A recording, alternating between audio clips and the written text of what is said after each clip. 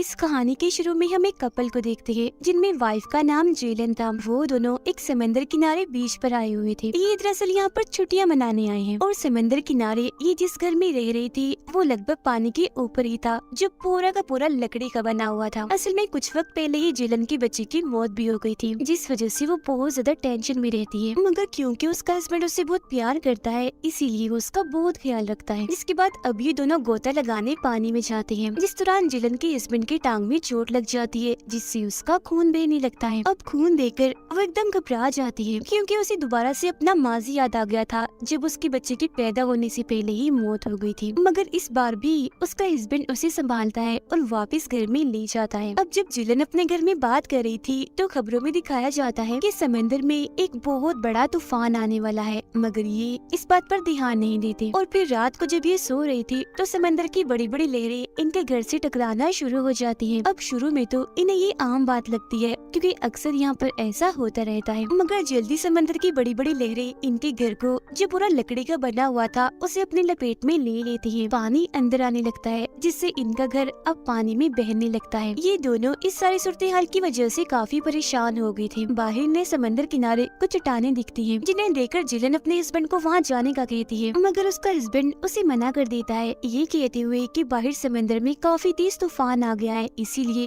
हमें ये अंदर ही रुकना चाहिए, डूबकर हम मारे भी जा सकते हैं। जिसके बाद यही इनकी आंख लग जाती है। फिर सुबह जब जेलन की आंख खुलती है तो वो देखती है कि चारों तरफ पानी ही पानी है और ये दोनों अपने टूटे हुए घर के साथ समंदर के बिल्कुल बीच में फंस चुके हैं। ये देखकर जेलन अपने हस्बैंड पर गुस्सा करने लगती है, क्योंकि कल रात उसने अपने हस्बैंड को कहा भी था कि हमें समंदर किनारे चट्टानों पर चले जाना चाहिए, मगर उसके हस्बैंड ने मना कर दिया था। और क्योंकि ये किनारे से काफी दूर बीचों बीच है, इसलिए ना तो कोई इन्हें देख सकता है और ना ही कोई इन्हें बचाने आ सकता है। और क्योंकि इनका घर लकड़ी का था तो पानी में पड़ा होने की वजह से वो भी धीरे धीरे खराब हो रहा था, इसलिए जल्द से जल्द इन्हें यहाँ से निकलने का कोई ना कोई रास्ता ढूंढना होगा। लेकिन उसके हस्बैंड की टांग पर तो काफी गहरी चोट थी, इसीलिए वो तैर नहीं सकता था। इन्हें भूख और प्यास का भी एहसास हो रहा था, लेकिन सब कुछ डूब जाने की वजह से अब इनके पास ना तो खाने के लिए कुछ था और ना ही पीने के लिए पानी था। तब उसका हस्बैंड कहता है कि तुम्हें नीचे जाकर देखना होगा, वहाँ खाने पीने की जरूर कोई ना कोई चीज मौजूद होगी। अब हालांकि जेलन को पानी में जाने से डर लगता है, मगर फिर भी वो पानी में चली जाती है, जहाँ से वो एक बैग अपने साथ लाती है जिसमें पानी था। उस पानी को वो अपने हस्बैंड को पीने को देती है ताकि उसकी तबीयत कुछ ठीक हो सके। अब उसका हस्बैंड कहता है कि तुम फिक्र मत करो, मुझे पूरा यकीन है हमें कोई ना कोई ढूंढने यहाँ जरूर आएगा। अब वो यहाँ बोतल में जो पानी था उसे सूरज की तरफ करते हैं और सूरज की किरणों से आग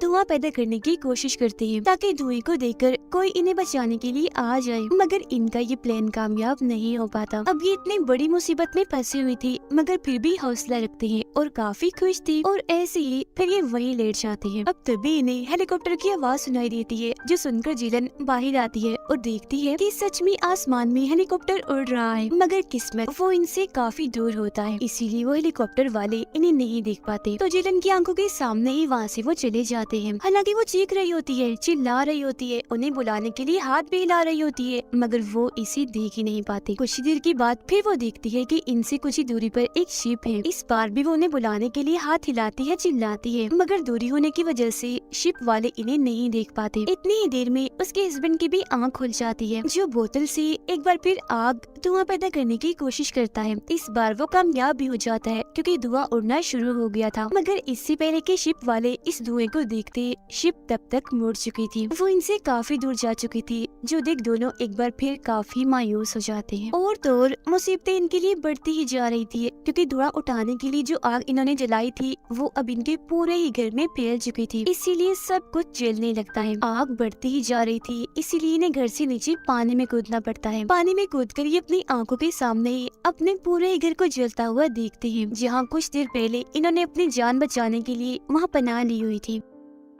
इनके सामने कुछ लकड़ी के टुकड़े थे, जिनके सहारे ये पानी में तैरते हैं, मगर क्योंकि उसके हस्बैंड की टांग पर गहरी चोट है, जिससे उसका खून बह रहा था, तो खून की स्मेल से शार्क वहाँ आने लगती है, जिन्हें देख वो कहता है कि हमें जल्दी लकड़ी के किसी बड़े टुकड़े पर बैठना होगा। आसपास देखने पर इन्हें लकड़ी का बड़ा सा टुकड़ा अपने से कुछ ही दूरी पर दिख भी जाता है, और अब इससे पहले कि शार्क्स इन पर हमला करके इन्हें अपना शिकार बनाती, ये जल्दी से उस लकड़ी के ऊपर चढ़ जाते हैं, जहाँ वो शार्क्स भी इन तक पहुँच जाती है। मगर ये लोग देखते हैं कि ये शार्क्स नहीं बल्कि ये तो डॉल्फिन्स हैं। इसीलिए ये हंसने लगते हैं क्योंकि वो इन्हें शार्क्स जो समझ रहे थे। अब ये दोनों उस लकड़ी के टुकड़े के ऊपर ही लेट जाते हैं और मदद आने का इंतजार करने लगते हैं। जेलन कहती है कि सब मेरी वजह से हुआ है, क्योंकि अगर मेरा बच्चा ना मरता, मैं टेंशन में ना आती, तो हम लोग यहाँ छुट्टियाँ मनाने कभी भी ना आते। जिस पर उसका हस्बैंड कहता है कि इसमें तुम्हारी कोई भी गलती नहीं है, हिम्मत मत हारो, हम यहाँ से जिंदा जरूर निकलेंगे और एक बार फिर खुशी खुशी जिंदगी गुजारेंगे। अब बातें करते करते ये लोग वही सो जाते हैं और जब जेलन की आँख खुलती है तो वो ये देखकर काफी घबरा जाती है कि उसका लकड़ी का टुकड़ा उसके हस्बैंड की लकड़ी के टुकड़े से अलग होकर काफी दूर जा चुका है। साथ ही तेजी से उसके हस्बैंड की टांग से खून निकल रहा है जो पानी में हर तरफ फैल चुका है। उसके हस्बैंड की तबीयत खराब होती जा रही थी तो वो कैसे भी करके उस तक पहुंचना चाहती थी, इसीलिए वो पानी में कूदकर एक छोटी लकड़ी के सहारे अपने हस्बैंड के पास जाने लगती है। मगर अब यहाँ सचमुच शार्क्स भी आ चुकी थी खून को सूंघ कर, इसीलिए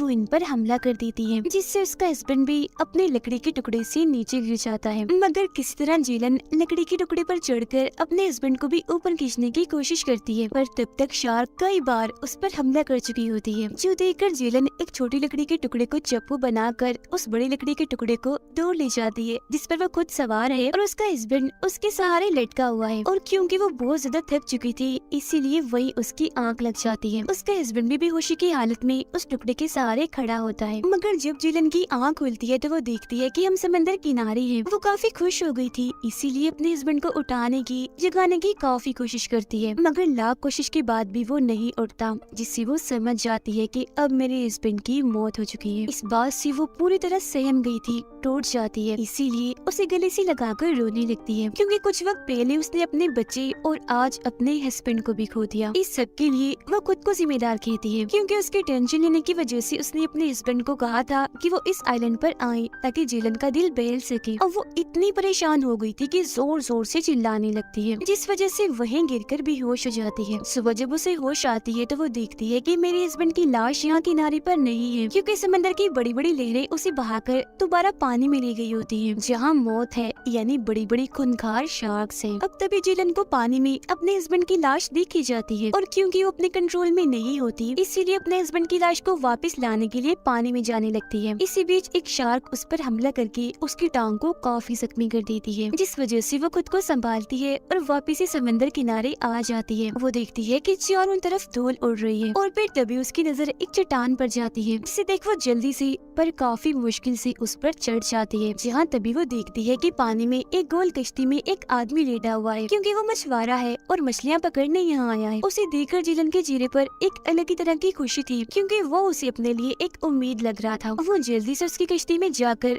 पहले तो उसे जगाती है और फिर समझाने की कोशिश करती है कि मेरे हस्बैंड की पानी में मौत हो गई है, क्योंकि वो काफी जख्मी थी और अब मैं यहाँ इस आइलैंड पर फंस चुकी हूँ, मुझे तुम्हारी मदद चाहिए। मगर वो आदमी पढ़ा नहीं होता, इसीलिए उसे इंग्लिश समझ नहीं आती, जो देख जेलन उसे बड़ी मुश्किल से समझाती है कि देखो मैं ये कहना चाह रही हूँ कि मुझे मदद की जरूरत है, जो कहकर वो उसे अपनी जख्मी टांग भी दिखाती है, जिस पर वो आदमी दवा लगाकर मरहम पट्टी कर देता है।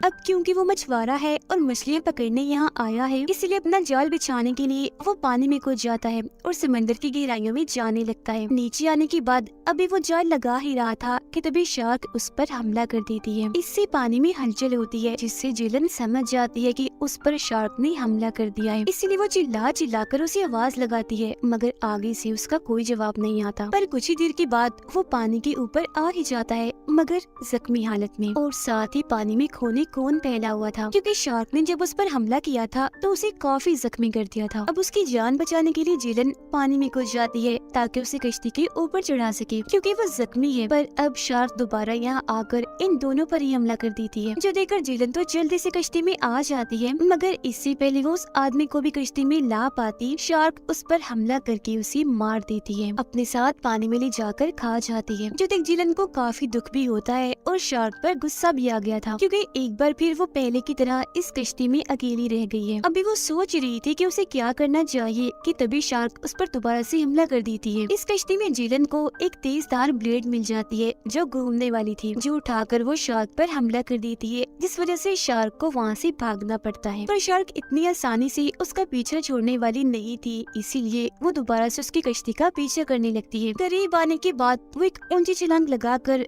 कश्ती को पानी में पलट देती है। अब जिलन कश्ती के नीचे थी, वो काफी डरी होती है क्योंकि उसे पता है कि शार्क मुझ तक दोबारा जरूर आएगी और मुझ पर हमला भी करेगी। हो सकता है वो मुझे मार ही दे। तब अपनी जान बचाने के लिए उसे एक आइडिया आता है। वो उस तेजधार ब्लेड के साथ बंधी हुई रस्सी को अपनी टांगों से बांध लेती है। अब शार्क को कुछ अंदाजा नहीं था कि वो अब किस तरफ बढ़ रही है और वो ब्लेड कहाँ जा रहा है। और जब वो नीचे से ऊपर जाती है जिलन पर हमला करने के लिए, तो वो ब्लेड उसके मुंह में घुसकर आर पार हो जाता है, जिससे अब जाकर इस खूंखार शार्क का खात्मा होता है। उसके मरते ही पानी में खून खून फैल जाता है। जब जिलन को ये बात पता चलती है कि शार्क मर गई, तो वो उस रस्सी को अपनी टांगों से खोल देती है, जिससे शार्क की लाश उस रस्सी के साथ ही पानी में डूबने लगती है। जिसके बाद वो उसी कश्ती पर लेटकर आसमान की तरफ देखने लगती है। उसे इस बात का यकीन है कि यहाँ आसपास कोई ऐसा किनारा है जहाँ इंसान रहते हैं। और तभी उसकी कश्ती तैरते तैरते एक जगह पर पहुँच जाती है जहाँ से किनारा नजर आ रहा था। वहाँ कुछ लोग भी थे जो सबके सब मछुआरे थे, जिन्हें देख उसके अंदर खुशी की एक लहर दौड़ जाती है, क्योंकि अब वो खतरे से निकलकर महफूज जगह पर आ गई थी। अब वो मछुआरे भी